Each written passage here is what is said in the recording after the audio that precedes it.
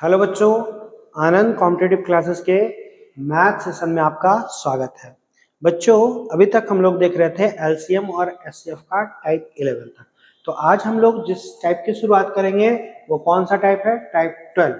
और टाइप 12 में हम लोग व्युत्क्रम मतलब कोई भी नंबर का रेसिप्रोकल वैल्यू क्या होता है, ठीक है, तो रेसिप्रोकल जो होगा उसका योग यानी सम हम लोग निकालना सीखेंगे। तो देखो नॉर्मली क्या होता है ना कि जब अगर दो संख्या आपको नहीं पता हो तो आप पहली संख्या x मानोगे और दूसरी संख्या क्या मानोगे? y मानोगे। तो इनके व्युत्क्रम, ठीक है, इनके व्युत्क्रम, ठीक है, इनके व्युत्क्रमों का मतलब रेसिप्रोकल का योगफल जो होगा, आप बताओ कि इनका योगफल क्या होगा, इनका एडिशन क्या होगा। तो आप बोलोगे कि इनका रेसिप्रोकल क्या होगा, तो 1/x हो जाएगा, होगा, और उसका 1 कितना? y। तो आप ऑलवेज याद रखना कि जब भी आप यहाँ एलसीएम लोगे तो एलसीएम में x इंटू कितना?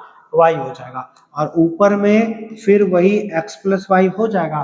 तो बिल्कुल, क्योंकि आप जानते हो कि यहाँ करते तो आप इसको ऐसे ही करते ना ज्यादा से ज्यादा कि x से x कट जाता तो पहले y को लिखते और बाद में x को लिखते। तो हमने उसी चीज को अरेंज करके पहले x लिख लिया था, बाद में y लिख लिया था, ठीक है, तो कोई उसमें दिक्कत नहीं है, ठीक है।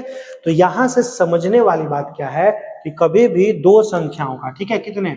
दो संख्याओं के, इस तरह को आप याद रखना कि दो संख्याओं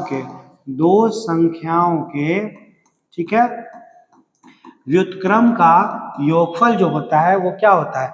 दोनों संख्याओं का योग बटे दोनों संख्याओं का गुणनफल। तो यहां से फॉर्मूला बन गया, क्या बन गया, क्या होता है? तो दोनों संख्याओं का योग, दोनों संख्याओं का, सीधे शॉर्ट में लिख लेते हैं, दोनों संख्याओं का योग बटे दोनों संख्याओं का गुणनफल, ठीक है, दोनों संख्याओं का गुणनफल, ठीक है, मतलब मल्टीपल। अब यहाँ पर एक चीज और समझने वाली बात है, हम लोग जानते हैं फॉर्मूला पढ़े हैं, फॉर्मूला क्या पढ़े हैं कि पहली संख्या गुने दूसरी संख्या बराबर एलसीएम इस्टू एचसीएफ भी होता है।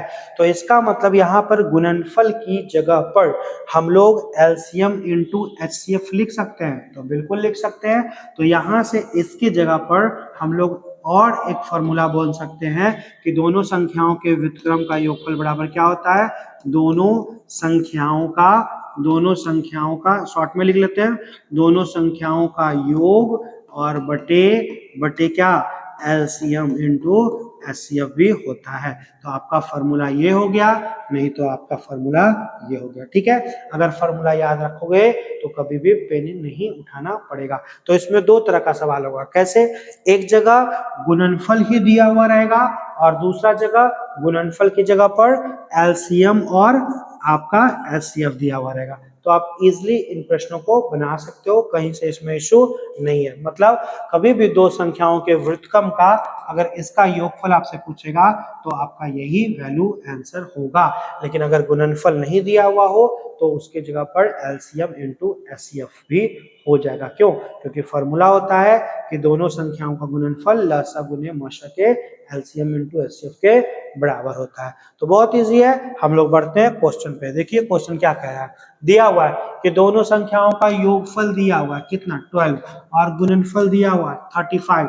तो कह रहा है इनके व्युत्क्रम का योगफल, मतलब आपको संख्या अगर आपने x और y माना होता तो आपको वैल्यू निकालना है वही 1/x प्लस 1/y। तो इतना ऑलवेज नहीं करो, सीधे जानो आप, क्योंकि उसको पहले ऐसे करते तो फिर ऊपर में लिखते x प्लस वाई, तो इतना लंबा करना होना नहीं है। सीधे आप बोलोगे कि व्युत्क्रमों का, क्या बोलोगे कि व्युत्क्रमों का, ठीक है, व्युत्क्रमों का, ठीक है, योगफल बराबर क्या होता है? सीधे योग बटे गुणनफल, और योग कितना है? तो आपका 12 है और गुणनफल कितना है? 35 है। यानी पेन भी नहीं उठाना है कभी भी, ऐसे प्रश्नों को बनाने के लिए हमको पेन नहीं उठाना है।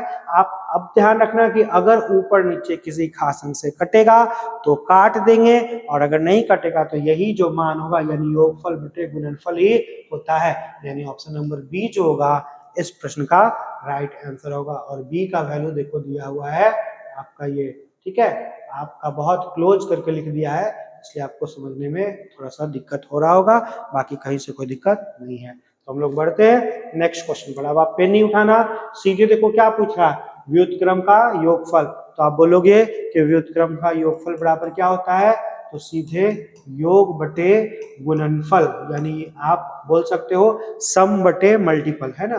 तो आप गुणनफल कर लो, डायरेक्ट आंसर लिखो। योगफल कितना है, तो योगफल 11 है और गुणनफल कितना है, 18 है, यानी ऑप्शन नंबर ए जो होता इस प्रश्न का राइट आंसर होता। तो बहुत ही आसान है, बहुत ही इजी है और इस टाइप को आप इजीली बना भी सकते हो।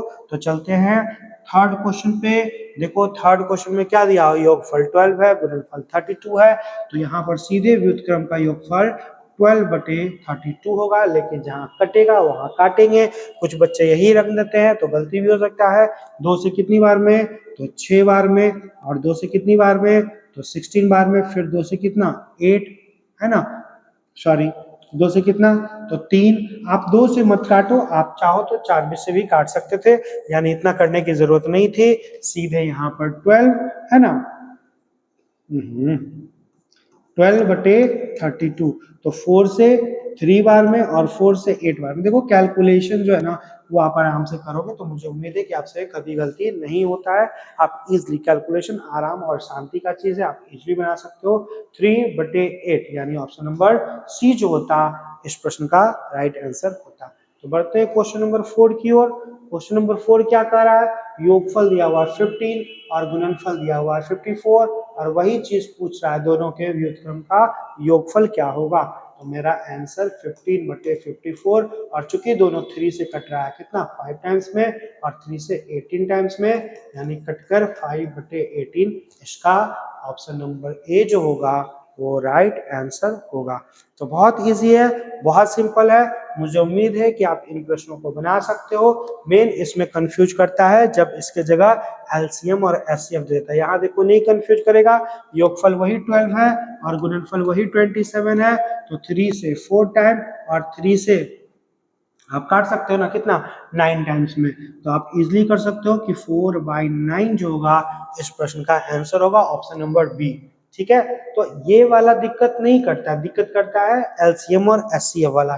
ठीक ना, जैसे कि एक और क्वेश्चन है, यहाँ योगफल 19 है और गुणनफल 90 है, तो सीधे आपका आंसर ऑप्शन नंबर ए हो जाएगा। ठीक है, क्योंकि जानते हो कि व्युत्क्रम का योगफल यही होता है, योगफल बटे गुणनफल। तो पेन भी नहीं उठाना है, आसान है। ठीक है, मेन दिक्कत करता है ये वाला, और ये वाला बच्चों कंफ्यूज कर जाते हैं, कंफ्यूज नहीं करना है। यहाँ पर भी वही पूछ रहा है व्युत्क्रम का योगफल। तो आपको पता है कि व्युत्क्रम का योगफल का फॉर्मूला होता है x प्लस वाई और बटे x इंटू वाई, लेकिन कहीं क्वेश्चन में गुणनफल दिया ही हुआ नहीं है, तो इसके जगह पर हम लोग लिख सकते हैं x प्लस वाई और बटे एलसीएम इंटू कितना एचसीएफ। तो यहाँ पर ये वाला फॉर्मूला इसमें यूज होगा। तो देखो योगफल कितना है, योगफल आपका कितना है 30, इसके अनुसार 36, और आपका एलसीएम कितना है, तो देखो एचसीएफ तो दिया हुआ 3 और एलसीएम है 105, यानी 3 इंटू 105। अब अगर कटेगा तो आप काटोगे तो 3 से कितना 12 टाइम्स में, और फिर 3 से कटेगा 4 टाइम्स में, और 3 से कटेगा कितना, तो आपका 35, यानी कट कर हो गया 4/35 जो होगा इसका राइट आंसर होगा। तो यही वाला मेन दिक्कत करता है जब आपका गुणनफल की जगह एलसीएम और एचसीएफ देता है। तो याद रखना कि व्युत्क्रम के योगफल का ऐसे तो ये फॉर्मूला होता है, लेकिन अगर क्वेश्चन में गुणनफल नहीं देगा तो उसके जगह पर एलसीएम इंटू एचसीएफ भी होगा, यानी इस प्रश्न का आंसर ऑप्शन नंबर खोजिए बी जो है इस प्रश्न का राइट आंसर होगा। ठीक है, तो बढ़ते हैं एक और ऐसा प्रश्न देखते हैं। क्वेश्चन नंबर आपका कौन सा है, आपका 8 है। योगफल दिया हुआ है, मौसा दिया हुआ है, लसा दिया हुआ है। तो आप जानते हो कि व्युत्क्रम का योगफल बराबर क्या होता है, व्युत्क्रम का योगफल बराबर क्या होता है। ठीक है, यहाँ इस तरह से डॉट डॉट लिख देते हैं। तो हम लोग को पता है x बटे वाई और बटे LCM into H C F.